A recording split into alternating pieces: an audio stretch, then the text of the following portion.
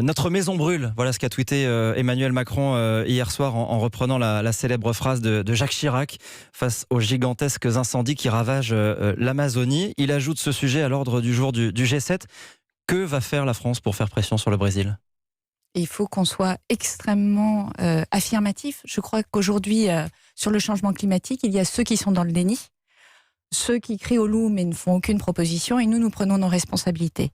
Et au plan international, nous mettons le sujet sur la table des 7 plus grandes démocraties en termes économiques du monde pour en faire un sujet mondial. Parce que l'Amazonie, c'est 20% de la captation du CO2 mondial. Là où, pour vous donner une idée, la France, elle représente 1,2% des émissions de CO2 mondiales. Donc, on peut faire beaucoup de choses chez nous et on fait beaucoup de choses. Mais ce sujet-là, on doit l'assumer, même s'il gratte, même s'il fâche, comme étant un sujet que nous devons porter et que nous devons porter face des États-Unis qui, pour le dire gentiment, sont pas totalement investis et qui sont sortis de l'accord de Paris, et d'où l'intérêt de se saisir du G7 et de ce moment qui est quand même un moment où toutes les caméras de télévision sont braquées sur les dirigeants politiques et où l'Europe peut aussi jouer ce rôle de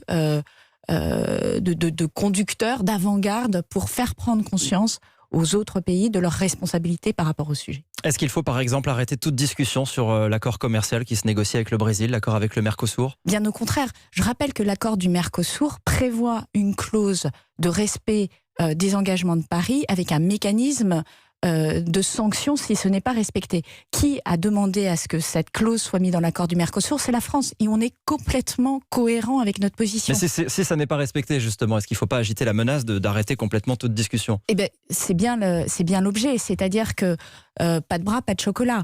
Vous ne voulez pas vous investir dans le sujet des accords de Paris, vous n'aurez pas accès aussi facilement que vous le souhaitez à nos marchés. Et c'est l'enjeu de cet accord.